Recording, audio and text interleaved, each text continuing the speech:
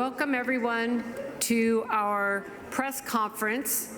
Rights of Nature is a systemic solution to the climate crisis.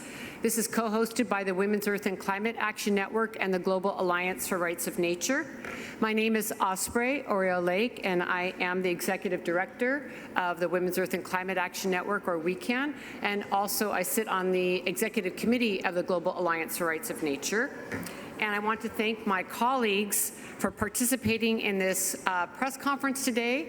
And I'm really excited to introduce them and to hear their voices, and I'll be making some introductory comments. First, we're going to be hearing from Tom Goldtooth. He is the Executive Director of the Indigenous Environmental Network from Turtle Island, or the USA. Then we will be hearing from Nemo Bassi, who is the Director of the Health of Mother Earth Foundation from Nigeria. And then we will be hearing from Casey Camp-Hornick from the Ponca Nation, who's the Environmental Ambassador for Ponca. We're also honored to have her on our WECAN board, and she is also the chair of the Indigenous Council for Rights of Nature for Garn, also from Turtle Island, USA. So, we're really glad to have all of you here with us for this really important intervention, this press conference in this COP space, because we really think we need to have a very different kind of conversation that is going on in the halls here. We're living in a time in which we must change everything about how we are living with Mother Earth and each other. This is crystal clear. The urgency of the climate and ecological crises demand that we completely redesign our economic, social, and legal systems. In our local governments and our global movements for rights of nature, we are looking for a revolutionary and evolutionary change for society. And at the heart of it, we are asking, how can we transform our dysfunctional environmental laws and neoliberal economic systems that are literally destroying people and planet? I also want to acknowledge that much of the vision and worldview of the Rights of Nature framework comes from Indigenous peoples around the world and their knowledge of the natural laws of Mother Earth. So after decades of environmental protection laws and spaces like 29 years of COPs, our modern legal systems have failed to prevent the increasing grave threats of global warming, degradation of the Earth's sacred systems of life, and the growing displacement and death of humans and other species. In particular, there is concern for Indigenous, Black, and Brown, and frontline communities who bear the worst impact of disasters because of environmental racism and societal injustices. So we have to look at a very deep systemic approach. To truly live sustainably and live in harmony with the Earth, we need to change our very foundations, the very structural DNA of our legal frameworks to respect the natural laws of the Earth. Today, the majority of the world's legal frameworks are based on treating nature as property, and I cannot stress enough how much harm this has caused all of us. Our life-giving rivers, forests, and mountains are treated as property to be sold and consumed. And as property, these natural communities and ecosystems are not recognized as rights holders. So in most legal systems, because nature is property, it's invisible in our courts of law. By maintaining the current structure of law, we are furthering a dangerous human relationship to the natural world of ownership and exploitation. We have to ask ourselves, why haven't we stopped these destructive actions that are not only lethal, but also legal? We need an entirely different legal configuration that recognizes the Earth's living systems are not the enslaved property of humans. A primary premise of the Rights of Nature movement is that in order to ensure a thriving future, humans must reorient themselves from an exploitive and ultimately self-destructive relationship with nature to one that honors the deep interrelation of all life and contributes to the health and integrity of the natural world and upholds a relationship of reciprocity. An essential step in achieving this is to create a system of jurisprudence that sees and treats nature as a fundamental rights-bearing entity and not as mere property to be exploited. In our movements, we're advocating that breaking out of the human-centered limitations of our current legal systems is one of the most transformative and highly leveraged actions that humanity can take to create a healthy and just future for all. And as climate disruption and environmental degradation increases globally, it could not be more important to highlight that exploitation and extractivism is a result of patriarchal societies, colonization, racism, and neoliberal capitalism, which are all based upon the same systems and ideologies of power over and exploitation of women, Indigenous peoples, people of color, and the land. It is clear that the global community needs to address these systems of oppression in an intersectional manner to move towards justice and real solutions, and Rights of Nature can offer a vital path forward in this effort. What we are seeing in our collective work globally is that people's movements are rising to say no to the commodification of Mother Earth and the sky. Our earth and atmosphere are not for sale. We don't want our sacred water, air, and forests in the marketplace.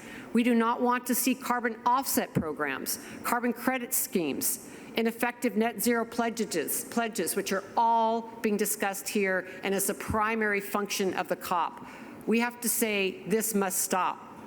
These are false solutions to the climate crisis. Instead, we want to see pollution stopped at the source, extractive economies transformed, and for governments, corporate actors, and all of us to live with respect and reciprocity with Mother Earth.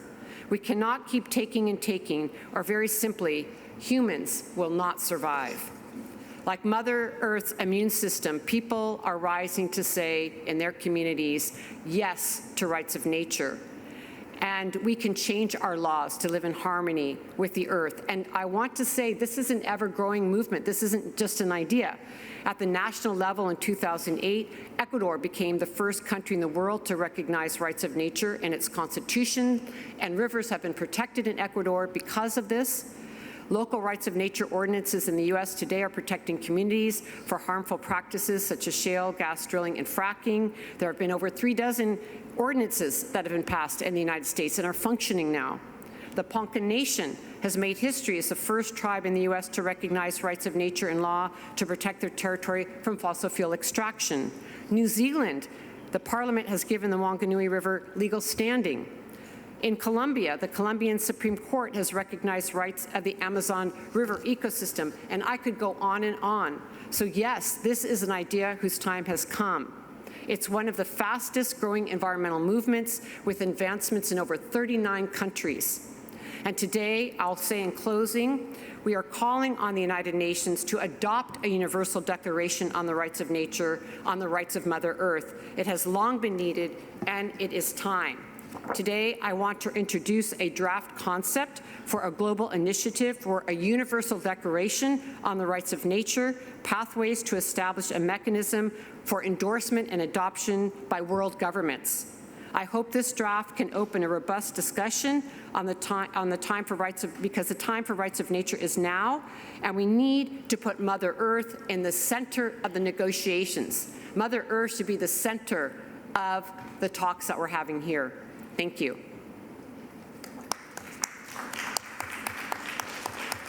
And now I'd like to hand the floor over to Tom Goldtooth. You have the floor, Tom.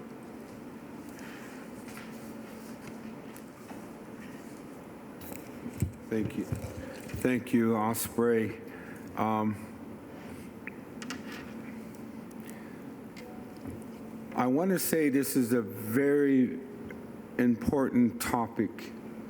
I began to come to these COP meetings in 1998, COP 4. There were only about 8 indigenous peoples here at the Conference of the Parties at that time. I was given authority to come from elders, from spiritual leaders, from youth, from women's societies. And in the United States, we have elected tribal governments. I also got permission from them to represent them, to talk about climate change, a changing climate in 1998. It took a number of years to begin to understand what is the solution that the governments of the world are talking about called mitigation. I also was confronted with many questions from scientists and corporations about what our view was on adaptation. I says, I've consulted with our folks. Yes, it's important, and we do have some solutions. But I want to talk about this term mitigation. What are you doing to find a solution to a climate changing? Later terminology at later COPs, they use the word climate crisis. So I came with an open mind. And after a number of years, I started to consult and bring spiritual leadership to the COP meetings. One is a brother of mine from the Hunaquai people, the indigenous people of the Amazon of Brazil. He does not speak English, so we communicate, though, through Google Translate. But he said one time, just a couple of years ago in Glasgow, the world leaders are not talking about the solution from a spiritual foundation. And I remember that because I was thinking of the same thing over the number of years. How do we engage, and what are the parameters and principles of engagement between indigenous peoples? And now that the UN wants to bring in knowledge holders to talk about our traditional indigenous knowledge. So what are the principles of engagement to a society that has no understanding of our definition and relationship to cosmology, our cosmovision, the way that we relate, especially in the word relationship, midakie or midakiapi, relationship. It's a spiritual relationship, a profound spiritual relationship. When I say Uchimaka Wichoni Maku, Grandmother Earth gives me life. I was raised with those perceptions. My children are raised understanding their relationship, a deep spiritual relationship to Mother Earth. Mother Earth has a spirit. The trees have a spirit. The water has a spirit. The rivers. Life has a spirit. How do we communicate as humanity with the spirit? So I found mitigation leading towards the financialization of nature, the incentivization of the trees and the carbon, value of carbon, people measuring, indigenous people on the front line given measuring tapes to measure trees, to inventory how much carbon is in those trees, and then satellites monitoring how many acres of trees or hectares. Trees became a form of commodification, quantification, and I consulted with our traditional people. We now have a system society quantifying life itself. Where does it end? How do we change the mentality of colonization that has laws around property rights? Bring in carbon, an element of the atmosphere and the air we breathe, into a market system. Bottom line, allowing polluter corporations to own the carbon. They own the carbon. At the end of the day, treating carbon as a commodity in a trading system. That's why I'm to speak on the need for a systems change, not a reform, a system to reevaluate, humanity to reevaluate its relationship to the sacredness of Mother Earth, not to treat her and objectify her like they objectify their women. They put in a price to Mother Earth. Mother Earth is not for sale. Father Sky is not for sale. The WTO of the sky, carbon cowboys, these mentalities. So how can we say in a few words to the decision makers where the bottom line, they're depending on carbon for climate finance. That's the bottom line. That's why that gavel went down, violating all procedural processes. It went down. What wheeling and dealing went behind the scenes to get some of the countries to back away. Bottom line, climate capitalism. Something has to change. It doesn't cut emissions at source. It's not a climate mitigation plan. It's a trading instrument around profit. Thank you.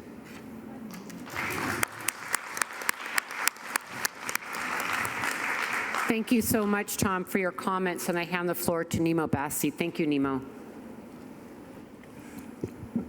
Thank you so much, Osprey, and thanks, Tom, for setting it out so clearly.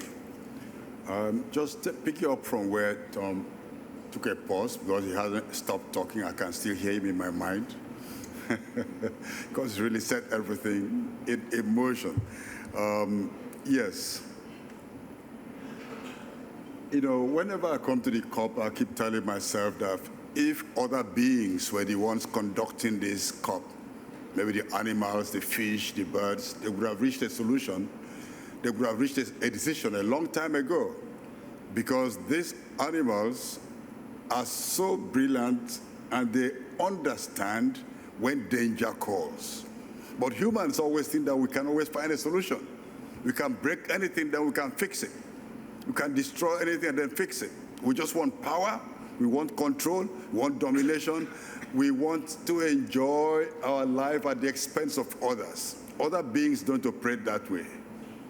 And this is why we need to overturn that mindset of competition, destruction, militarism, and all kinds of things that oppress other people, and work together in a kind of intersectional solidarity, working together in all realms, in all manners of ways to bring about the well-being of everyone.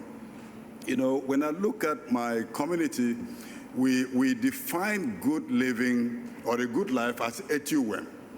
Etuwem in my language means the good life. And a good life, if I must quote Casey, is realizing that we're all relatives, that we're all connected, we're so deeply interconnected, we're not different. That is why we have only one human race, not two, not three, not four. Human race. Even though we have races all over the place. But it's a lack of knowledge and a lack of wisdom. And so we believe that living well does not mean having more power or having more resources or having the capacity to exploit others more than others, but the capacity to feel, to understand that the climate crisis, for one, is a global crisis. It was caused by some people who have to take responsibility in ensuring that they contribute to solving the problem in a way that is just, fast, and fair. This is what the good life is. Not coming to COPs and looking for how to ensure that no decision is made. Not coming to the COPs, and even the protest is now a mute hand-linking within the corridors of the COP. Not on the streets of the city where people could join to understand what is happening in the halls of the COP. We need to open up, democratize the COP itself, get back the humanity in the COP. Listen to our beings, listen to ourselves, listen to one another. This is what we really need. And you know, because we cannot expect much change if we maintain the mindset that is built on colonialism, that is built on neoliberalism, that is built on power and control. We need to change it. Otherwise, we're just moving around on a treadmill and going nowhere. Like people do when they go to, what do they call those places? When they go to the gym. They're moving on the treadmill, spending hours jumping and marching, but not living with the sport. You stay in one place. That's what but the COP is worse than that. Rather than staying in one place, we're moving backwards. Moving backwards. Voluntary actions. Not what must we do to clear the problems. And this is why the rights of nature movement has been so critical. Because the rights of nature movement ensures that we understand nature, Mother Earth has the right to exist. Every being has a right to exist and to flourish to the best potential. And human beings have a responsibility to ensure that we don't disrupt the cycles of nature, that we don't disrupt the cycles of Mother Earth. You know, when you build a dam on a river, you are actually telling the river you have no right to move. You are breaking the cycles of life of the fish and everything that lives in that territory, apart from displacing human settlements. And all these are contrary to what the kind of mindset that will bring about the beautiful life that nature and Mother Earth has so beautiful, so much given us. So with right of Mother Earth, rights of nature, brings up the notion that we must have a jurisdiction that recognizes the rights of every living being. In fact, even the things we believe are not living may be more living than we are. Because we can't just hear them. You can't hear the rocks, you can't hear the mountains, you can't hear the soil.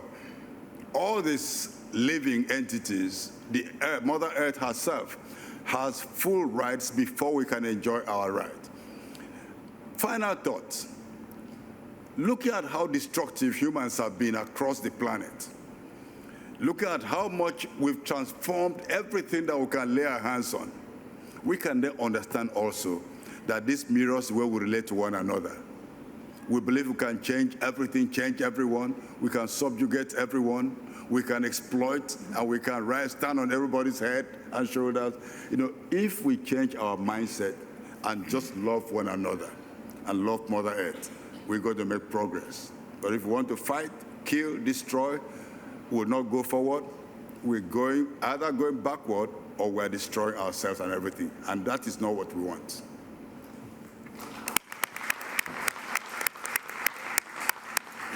Thank you so much, Nemo, and thank you for bringing the rocks and the stones and the fish into the room with us. Thank you. And now we'll hear from Casey Camp-Hornick. Hello. Thank you for all of you being here. And thank you for all of the incredible wisdom that's been shared in every direction.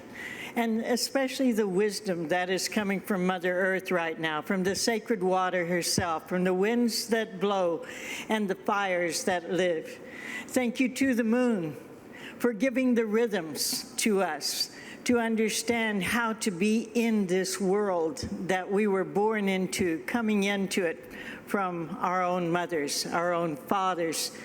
Thank you to the natural world and the natural laws that allow us as a species to be here at this time.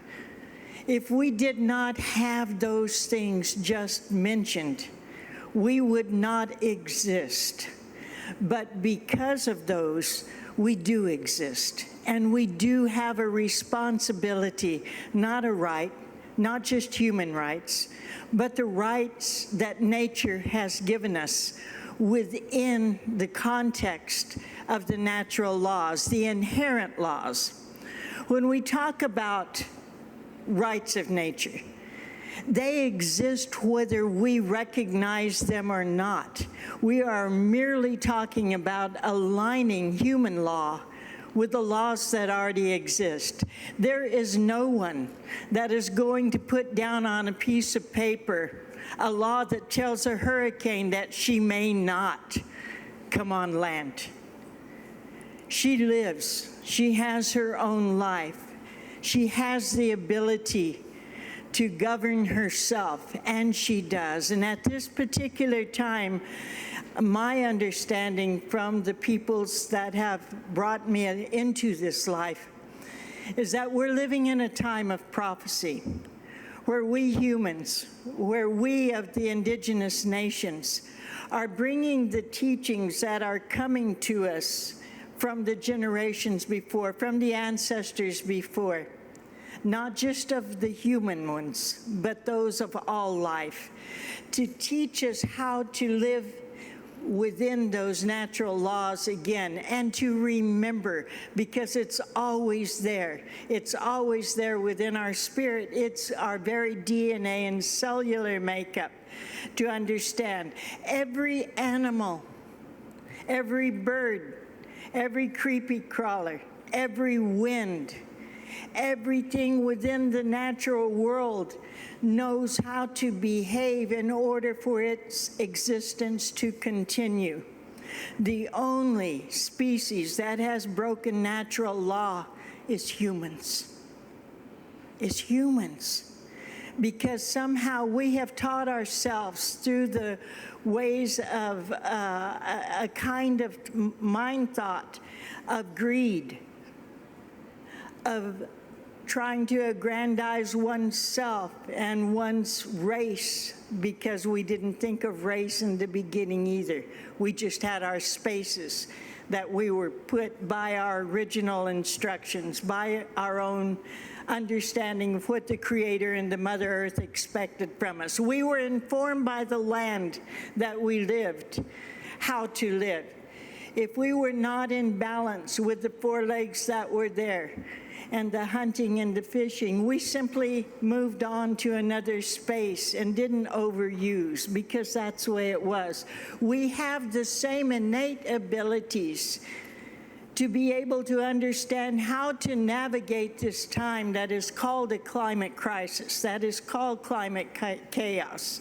We have the ability to use the minds that the Creator gave us, to use the spirits that are part of Mother Earth's teachings to engage in how we go forward. And that's for the Ponca people where rights of nature happened, is to look at our own cosmology, see what worked. And when we understand what worked, then we learn to translate it into today's economy, today's way of being. But each and every one of you is listening to the earth because she lives within you, with every bite you eat, every breath you take of the wind, every thought that is engendered within you, every natural rhythm that you move in, is telling you that today is the day to warrior up, do the right thing, because now is the time that we will be able to be called to this time in honor, and to represent in history what is not always being represented in these halls of so-called leadership or in those elected officials in the countries that we live in, that they may not be reflecting the actual needs of civil society. So what do? We organize in our own territory. We listen to what's good that Mother Earth wants to teach us. We begin to recognize the inherent laws of all living things and align ourselves with the true power of sun, moon, earth, and life itself. The rights of nature exist. Let's recognize it.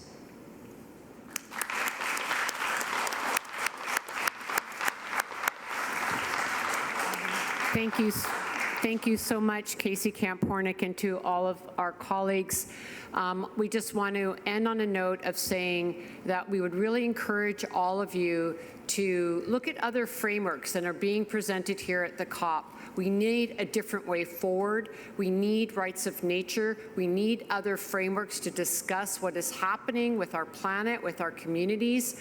And as I said before, the Global Alliance for Rights of Nature has clearly put forward, Indigenous peoples clearly put forward that there is the rights of nature. It is already being implemented in over 39 countries. So this is an idea we want to keep spreading. It is spreading, and we welcome you to join us. Thank you very much. Thank you. We'll take questions outside. Thank you. I'm not.